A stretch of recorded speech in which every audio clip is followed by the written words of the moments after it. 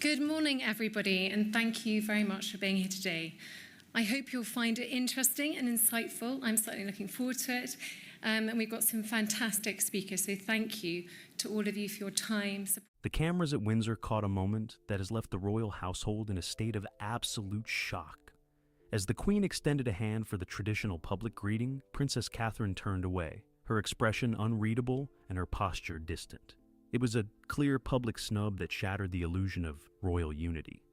While the media is calling it a simple misunderstanding, insiders are whispering a much darker truth. This wasn't just a lapse in protocol, it was a deliberate message. What caused the Princess of Wales to openly defy the Queen in front of the world? The frozen moment at Windsor. The gravel crunched under the tires of the royal vehicles as they pulled into the quadrangle at Windsor. It was a crisp, clear afternoon. The castle walls rose high and gray against a bright sky. Several members of the royal family stepped out of their cars at once. The air was filled with the usual sound of shuffling feet and the distant chatter of the security detail. The Queen stood near the main archway. She turned slightly to her left. She saw the Princess of Wales approaching from the direction of the state apartments. The Queen moved a few paces forward. She raised her right hand. It was a gesture meant to initiate the standard public greeting. She waited for the customary nod or the reach of a hand. The onlookers in the designated press area moved their cameras into position. They expected the usual display of formal warmth. Catherine kept walking. She did not look directly at the Queen. She kept her head tilted slightly downward. Her pace did not break. She walked past the spot where the Queen was standing. She continued toward the entrance of the chapel.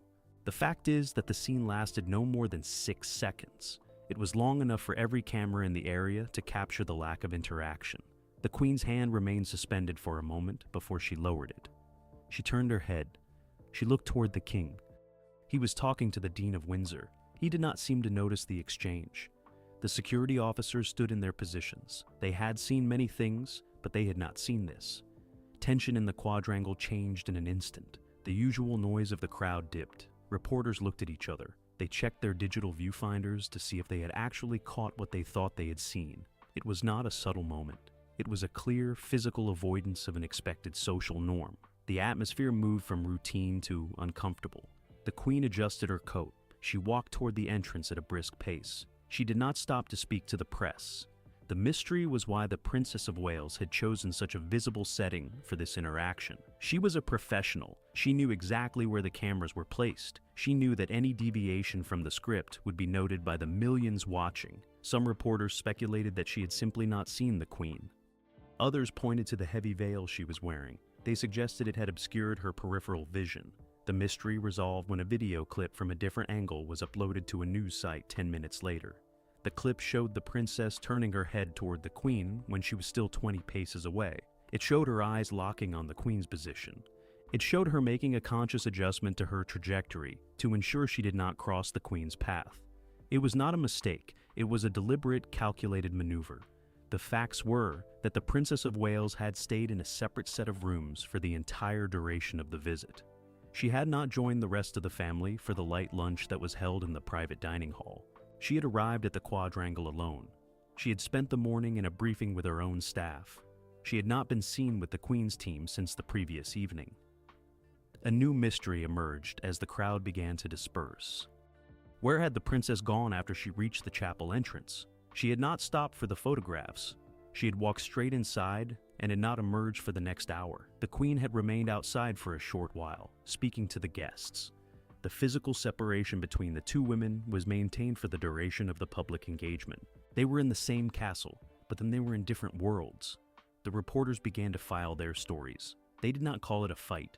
They called it a lack of acknowledgement. They were careful with their language. They knew that a wrong word could lead to a loss of access. But the tone of the reports was unmistakable. The narrative of a united family was being questioned. The questions were not about the events of the day. They were about the state of the relationships behind the scenes. The palace staff moved in to clear the area. They were efficient. They were used to cleaning up after the royal events. Today, their movements were more hurried. They avoided the reporters. They focused on the gates. They were trying to signal that the event was over. They did not want the questions to continue. They wanted the cameras to leave. The King finished his talk with the Dean. He walked to the place where the Queen was standing. He spoke to her for a few seconds. He looked toward the chapel door. He did not go inside. He turned back toward the private residence. He looked like a man who was trying to keep his composure in a room that was suddenly very small. He left the quadrangle. The silence that followed was heavy. The birds could be heard in the trees above the castle walls. It was a quiet end to a very loud moment. The public had been given a scene that would be analyzed for the next several days. The cameras were packed away. The reporters were already writing their headlines. The quadrangle was empty again. The truth of the moment was now a matter of record. The Princess of Wales sat in the shadows of the chapel. She was waiting for the service to start. She was calm. She had done what she needed to do. She had made her point. She was not concerned about the cameras. She was concerned about the principles. She had set her own boundary. She was waiting for the world to catch up to the reality of her decision. She was the one who had changed the rules. She was ready for the fallout. The preceding conflict. A breach of trust. The library at the private residence was lit by a single desk lamp. It was late on the evening before the Windsor event. The Princess of Wales stood near the fireplace. She held a printed document in her hand. It was a draft of the new administrative protocol for the royal jewels. Her knuckles were white. Opposite her, the king's private secretary stood by the door. He was waiting for her signature. He was trying to keep his face blank. Catherine placed the paper on the desk. She did not sign it. The facts are that the protocol was designed to formalize the current distribution of assets. It explicitly granted the Queen lifelong custodianship of the most historic items. It also mandated that the Princess of Wales consult the Queen's office before accepting any high-profile requests that involved state regalia. The document was intended to end the debate that had been sparked by the Duke of Kent. It was presented as a unifying measure. Catherine saw it as a tactical lockout. Tension in the library was sharp. She looked at the secretary. She told him that the document was not a draft for consultation. It was a final demand. She pointed to a clause that effectively gave the Queen a veto over her public appearance schedule. She said that she would not agree to be managed by a second office. The secretary shifted his weight. He said that he was only delivering the king's directive. Catherine told him that the king needed to hear her answer directly. The mystery was why the king had allowed the document to reach her in this form. He knew her position on independent management. He knew she would see this as a betrayal of their previous private agreements. Some of her staff whispered that the Queen had convinced him to sign the order while he was tired after a long day of state meetings. They suggested that the document had been fast-tracked through the channels to avoid her review. The mystery resolved when Catherine noticed the timestamp on the cover page. It had been generated at 4 o'clock in the morning. It had been sent through the back channel used by the Queen's private team. The king had likely seen it as a simple paperwork fix. He had not realized that the language had been altered by the Queen's legal advisors. The princess realized that she was not fighting the king. She was fighting a system that was being rewritten behind his back. The facts were that Catherine had spent the next 3 hours on the phone. She had reached out to the Duke of Kent. She had verified that he had not been consulted on the new protocol. She had called her own independent counsel to check the legal weight of the document. She learned that if she signed it, she would forfeit the autonomy of her own household. She had to act. She chose to wait until the Windsor visit to show the palace that she was not complying. A new mystery emerged as she walked out of the library. She saw the Queen's chief of staff waiting in the hallway. He was holding a second envelope. He offered a thin, practiced smile. He told her that he hoped she had enjoyed the document. He asked if she had found the time to sign it. Catherine looked at him. She did not take the envelope. She told him that she had other priorities for the evening. She walked past him toward her quarters. The staff at the residence began to sense the change. The mood shifted. The normal efficiency of the household was replaced by a tense silence. The Queen's team went into a series of emergency meetings. They were aware that they had pushed too hard. They were trying to figure out how to force the signature before the next morning. They did not expect her to refuse the meeting. They did not expect her to stay in her room until the departure time. The Princess of Wales did not sleep. She prepared her own statement. It was not meant for the public. It was meant for the king.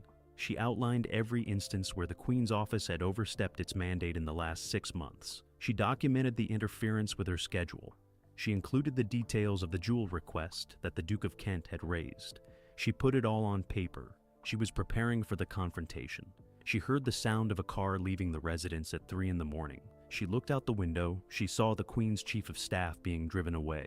He was likely heading back to the main palace to report the failure.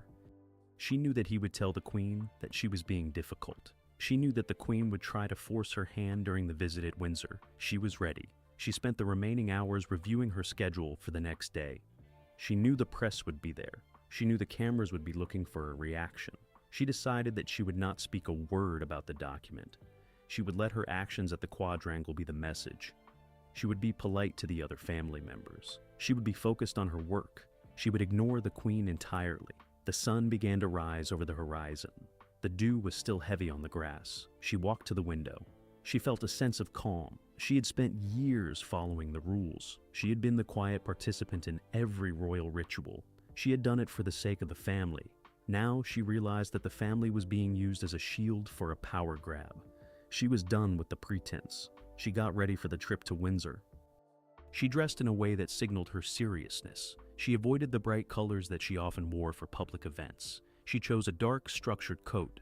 She was not going to the chapel to perform. She was going to fulfill her duty to the public. She was not going to acknowledge the people who were trying to rewrite her role. The staff came to her door. They were anxious. They told her that the Queen was expecting to see her for a private talk before the public greeting. Catherine told them that her schedule was full. She would not be available. She walked past them. She went to the car. She sat in the back. She did not look back at the residence. She was already at the quadrangle in her mind. The ride to Windsor was long. She watched the road. She thought about the king. She thought about his position. She wanted to protect him, but she could not do it at the cost of her own standing. She had to draw the line. She had to show the Queen that she was an equal in the house, not a subordinate. She closed her eyes. She practiced the moment of the greeting. She knew exactly what she was going to do. The car slowed down. She saw the gates of the castle. She felt the surge of adrenaline. She was not afraid. She had the truth on her side. She had the support of the elder members of the family. She had the clarity of her own purpose. She arrived at the quadrangle. She saw the Queen standing by the archway. She prepared her posture. She was ready to start the war. The palace is frantic damage control. The digital communications office at Buckingham Palace is usually a room of controlled, low-volume activity. At 10 minutes past 4 in the afternoon, it became a theater of high-stakes improvisation. The primary screens displayed the raw, unedited footage of the Windsor arrival. Senior aides gathered around the main monitor. They watched the sequence of the snub 3 times in silence. The head of digital strategy reached for his phone. He dialed the chief of staff's direct line. He did not ask permission. He started issuing orders for an immediate site-wide blackout of the footage. The facts were that the palace had prepared a pre-scheduled social media rollout for the day. It featured a curated selection of photos showing the Queen and the Princess of Wales together at previous events. The team had to manually pause the automated system within seconds. They were trying to prevent the official channels from posting content that would now look blatantly false. They were fighting a war against the thousands of fans who had already saved and reposted the real footage. The official narrative was collapsing in real time. Tension spiked when the international news wires began to ping the office. A major outlet was asking for a comment on the lack of greeting. The spokesperson for the King's office looked at his screen. He saw the questions flooding in. He knew that any statement issued this early would be shredded by the public. He decided to play for time. He told the press that the royal party was focused on the chapel service and would not be commenting on minor anecdotal observations. The mystery was why the palace had not anticipated this reaction when they planned the day's schedule. They had known that the Princess of Wales and the Queen were at odds regarding the jewel protocol. They had known that Catherine was unhappy about the private library meeting. They had effectively put 2 people in the same quadrangle who were not speaking to one another. The level of operational failure was immense. It suggested that the 2 offices were no longer communicating with each other. The mystery resolved when a junior staff member let slip that the Queen's private secretary had personally overridden the suggested itinerary.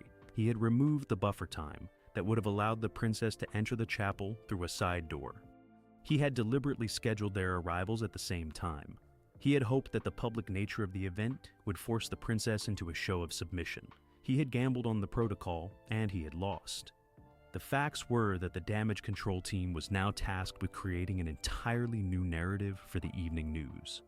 They were drafting a statement that would claim the two women had shared a warm and private conversation inside the chapel. They were hoping that the lack of internal cameras would allow them to sell the lie. They were also preparing to leak photos from a different, unrelated event to replace the viral footage on search engines. They were trying to bury the truth under a mountain of filler. A new mystery opened when the Princess of Wales' personal assistant called the digital office. She ordered them to stop all posts regarding the day's event. She stated that the princess did not want any misleading portrayals of her afternoon. This was the first time that the two offices had openly clashed on a public platform. The digital strategy team was effectively paralyzed. They had two sets of bosses giving them contradictory instructions. The head of digital strategy stood up from his desk. He walked to the window. He looked out at the courtyard. He realized that the era of a single unified royal message was over. He was no longer working for the monarchy. He was working for a fractured house. He saw the Queen's team huddled in the hallway. He saw the princess's staff walking toward the private exit. He decided to send an email to the king. The email was simple. It stated that the office could no longer maintain the appearance of a harmonious household. It requested a clear directive on whose instructions they should follow during public engagements. He did not get a reply. He knew that the king was currently trapped in his own meetings. He watched as the social media feed turned into a battlefield. The public was dissecting every frame of the snub. The aides began to lose their composure. One staffer was seen arguing with a reporter over the phone. Another was frantically refreshing the feeds to see if the video was still trending. They were doing the work of a failing operation. They were trying to patch a hole in the hull of a ship that was already sinking. The reputation of the house was being dismantled by the public, one comment at a time. The sun went down. The office stayed lit. The cleaners came in and went out. They did not notice the mood. The strategy team was still debating the phrasing of a statement that would never be released.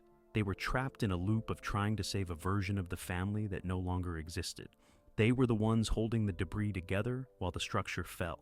The king's private secretary walked into the room. He looked at the chaos. He did not offer any guidance. He simply told them to stop posting anything at all until further notice. He turned and walked out. The digital strategy team stopped. The screen went dark. They had been silenced. The palace had lost the ability to speak for its own people. The Princess of Wales was still in the chapel. She was sitting in the back row. She was not checking her phone. She was watching the service. She was at peace with the events of the day. She knew that the chaos in the digital office was the inevitable result of the path she had chosen. She was not trying to manage the narrative. She was trying to break the cycle. The Queen was in her car. She was on her way back to the main palace. She was not checking her phone either. She was looking at the road. She was planning the next move. She was the one who had initiated the schedule change. She was the one who had pushed for the signature. She was not going to stop now. She had more levers of power than the princess could imagine. The palace was quiet, but the storm was only gaining intensity. The damage control had failed because there was no consensus left. The two most important women in the house were moving in opposite directions. The staff was just the casualty of the collision. The next 24 hours would be the most critical in the history of the modern house. The struggle was no longer behind the walls. It was in the eyes of every person who had seen the snub. Camilla's camp strikes back. The Queen's private office was a small, high-ceilinged room at the back of the estate. It was filled with files and maps of the week's schedule. At 8 o'clock the morning after the Windsor event, the Queen sat behind her desk. She was reviewing a list of names. These were the senior courtiers who had been present at the quadrangle. Beside her, her lead strategist sat with a tablet. He was tracking the sentiment of the online response. He told her that the public was divided. He said the princess had gained significant sympathy. The facts are that the Queen's camp is not known for passive responses. They viewed the snub at Windsor as a calculated professional humiliation. They believed the princess was testing the boundaries of her popularity against the Queen's official status. They decided that the only way to neutralize the damage was to demonstrate the Queen's indispensability to the institution. They began to draft a series of high-profile engagements that the Princess of Wales was not invited to attend. They were marking their territory. Tension flared when a senior member of the household suggested a direct public rebuttal. The strategist pushed back. He told the Queen that a direct confrontation would only play into the princess's narrative of being the victim of a power grab. He suggested a more subtle approach. They would fill the Queen's calendar with events that emphasized her role as the King's support. They would make her presence felt in every corner of the institution. They were going to outwork the princess. The mystery was why the King remained so quiet during this planning session. He had been sent the details of the strategy through the standard secure channel. He had not returned any feedback. He had not attempted to moderate the response. Some of the Queen's staff thought he was intentionally distancing himself to avoid the fallout of the war. Others feared he was preparing to step in and end the entire campaign before it could launch. The mystery resolved when a courier delivered a note from the King's office to the Queen's desk. It contained a single, marked-up copy of the proposed schedule. The King had removed the 3 events that were specifically aimed at isolating the Princess of Wales. He had left the rest of the calendar intact. He was not stopping the response. He was merely removing the parts that he felt were too overtly combative. He was trying to steer the ship rather than sink it. The facts were that the Queen was furious at the King's intervention. She saw it as a lack of resolve. She took the marked-up schedule and threw it into the wastebasket. She turned to her strategist and told him to proceed with the remaining events. She would find other ways to signal her dominance. She was not going to be lectured on protocol by a man who was afraid to face the truth of his own household. She reached for her phone. A new mystery emerged within the hour. The Princess of Wales's staff announced that she would be taking a 2-week period of private study to focus on her charity work. This was an unusual move for her. She had never before used this specific language in a public announcement. It sounded like a tactical retreat. It left the Queen's team wondering if the princess had lost her nerve, or if she was preparing for a much larger strike. The Queen's strategist looked at the screen. He showed the news to the Queen.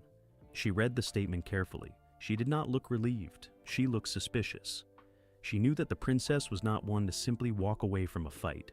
She suspected that the study period was a cover for a meeting with the Duke of Kent or another faction of the Old Guard. She ordered her team to track the princess's movements during the next 14 days. The office began to buzz with activity.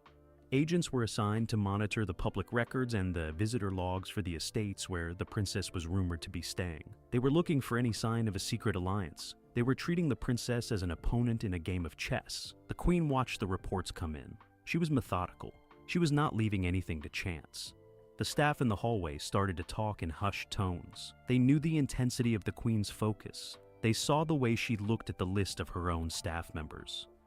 She was checking for any potential leaks to the princess's team. She was creating a culture of suspicion. The palace was no longer a place of service. It was a site of internal intelligence gathering. The afternoon wore on. The Queen walked through the halls of the main building. She stopped to greet a group of donors. She was the picture of confidence. She laughed at their jokes. She listened to their praise. Nobody in the room knew about the battle unfolding in her office. She was playing her role to perfection. She was the Queen. She was the one who was in control. She went back to her suite at the end of the day. She looked at the photos of herself in the paper. She was always standing next to the King. She was always the support system. She looked at the photos of the Princess of Wales. She was always alone. She was always the star of the show. The Queen realized that this was the root of the problem. The princess was the star. She was the support. She sat down at her vanity. She picked up a hairbrush. She looked at her reflection. She saw the lines of age. She saw the weight of the years. She thought about everything she had sacrificed to reach this position. She was not going to lose it to a younger woman who didn't understand the work. She was going to fight. She was going to keep the jewels. She was going to keep the crown. The night deepened. The palace was illuminated by the floodlights. It looked like a fortress. She was inside. She was secure. But she was not comfortable. She knew that the princess was waiting. She knew that the Duke of Kent was waiting. She was the center of the target. She turned off the vanity light. She was ready for the next move in the war. The fight was the only thing that kept her going. The King's impossible position. The King sat at his desk at Sandringham. He was staring at a map of the United Kingdom. He held a red pen in his hand. He was trying to decide which royal engagements he should attend next month. The list was long. It was divided into 2 columns. One column was for the Queen's events. The other was for the Princess of Wales's events. He had been trying to balance the 2 for weeks. He was failing. The red pen snapped in his hand. He tossed the pieces into the wastebasket. The facts are that the King is the only person who can mediate the conflict. He is the head of the house. He is the final authority on the royal schedule, but he is also a husband and a father-in-law. He has been avoiding the central issue by burying himself in paperwork. He has been hoping that the two women would resolve their differences on their own. He knows now that his silence has made the problem much worse. The household is now in open discord. Tension filled the study as the door opened. The king's private secretary entered. He did not look at the king. He placed a stack of letters on the desk. They were from the senior members of the government. They were expressing concern about the instability of the royal family's public image. The king read the first letter. It was polite. It was also firm. They were warning him that the current situation was becoming a liability for the state. The mystery was why the government was getting involved now. They had ignored the petty feuds for decades. They had looked the other way during the crises of the previous generation. Something had shifted in the political climate. The king checked the date on the letter. It was from the office of the prime minister. He realized that the public mood had turned. The people were no longer amused by the royal drama. They were demanding a sense of order. The mystery resolved when the secretary mentioned the recent polling data.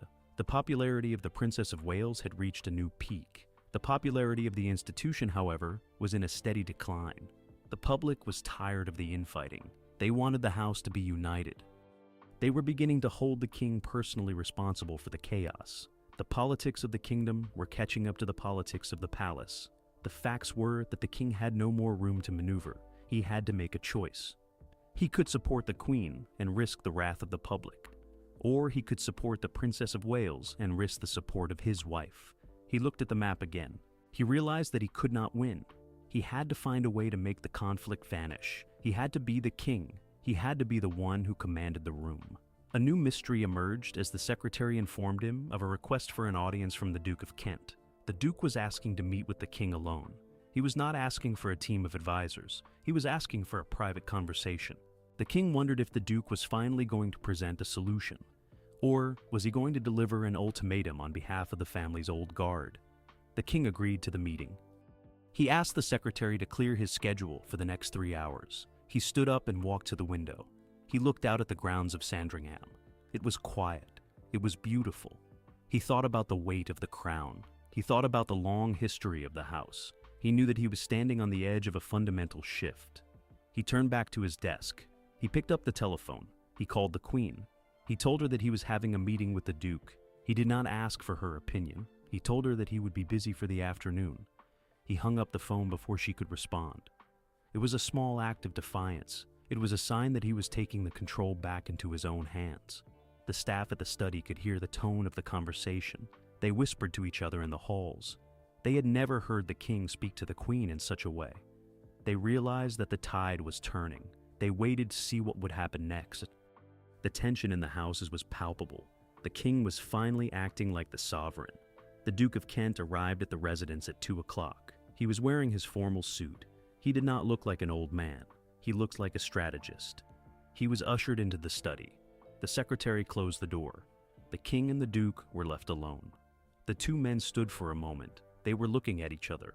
They were weighing the cost of the next few words. The Duke spoke first. He said that the time for the internal battles had ended. He presented a plan. He suggested that the Queen should step back from the oversight of the royal jewels. He proposed that they be placed in a new, independent trust. This trust would be managed by a board that included both the Princess of Wales and the Queen. It was a shared custody model. The king listened to the plan. He saw the logic in it. He saw the way it would allow both women to save face. He saw the way it would stop the public battle. But he also saw the cost. It would mean that he would have to tell the Queen that she was losing her control. He would have to tell her that she was no longer the primary authority. He looked at the Duke. He asked him if the Queen would agree. The Duke was honest. He said that she would fight it. He said that she would fight it with everything she had. But he also said that it was the only way to save the reputation of the house. He said that the king had to decide what was more important. Was it the peace of his home, or was it the survival of the crown? The king stood in silence for a long time. The grandfather clock ticked in the corner. He looked at the map of the United Kingdom again. He saw the history of his family in every line. He realized that the Duke was right. He had to choose the institution. He reached out and shook the Duke's hand. He told him to proceed with the drafting of the trust documents. The Duke smiled. It was a small, knowing smile. He knew that the king had made the right choice. He left the study. The king was alone again. He felt a sense of clarity. He had taken the first step toward the solution. He had accepted that the old way of governing the house was over. He was ready for the battle. He was ready to face the queen. He went back to his desk. He began to write a summary of the plan. He was not looking for a compromise. He was setting a standard. He was the king. He would hold the line. He knew that the following days would be the most difficult of his life. But he was at peace. He had done his duty. The war for the house was moving into a new phase. The unspoken ultimatum. The Princess of Wales sat in the center of a sun-drenched room at her estate. A heavy oak table stood before her. On it lay a stack of folders. These were not the usual reports on her charity initiatives. They were dossiers on the internal administrative history of the last 3 royal reigns. She reached for a glass of water. Her hand was steady. Her secretary entered the room. He placed a single unmarked white envelope on the desk. He did not speak. He turned and left. The facts are that the princess has spent the last 10 days in total isolation. She has not held public meetings. She has not answered calls from the palace communications office. She has been gathering evidence of the procedural overreach that has plagued her office since the change in royal management. She is no longer playing defense. She is preparing to present a formal grievance to the king. Tension rose when the Queen's chief of staff attempted to gain entry. The security detail had been instructed to deny access to anyone without a direct invitation. The chief of staff spent 20 minutes arguing with the guard before driving away in frustration. The princess watched from the upstairs window. She was waiting for the king to call. The mystery was why the princess felt confident enough to cut off all communication with the Queen's office. This was a radical, high-risk departure from established protocol. Some allies wondered if she had secured a back-channel guarantee of support from the king. Others feared she was acting alone. The mystery resolved when the private carriage of the Duke of Kent arrived at the back gate at midnight. He left with a sealed box. The princess had secured the support of the most senior royal in the house. She had the backing needed to challenge the Queen's authority. She was no longer a lone actor. She was part of a planned transition. The princess dialed the number for the king's private office. She asked to speak to him directly. She told him that it was time to discuss the future. She stated that she could not continue to operate under the current management. She asked for a face-to-face meeting at the palace by 10 in the morning. She did not wait for his answer. She hung up. The future of the monarchy was now sitting on her desk. The line has been drawn. By securing the support of the Duke of Kent and refusing to be silenced by the Queen's office, the Princess of Wales has forced a direct confrontation with the king. The era of quiet compliance is over, and the palace is now bracing for a fundamental restructuring. As the princess heads to the palace to present her ultimatum, the king must decide whether to protect the status quo or embrace a new, independent future for the royal household. Will this face-to-face meeting finally restore order, or will it shatter the monarchy's facade forever?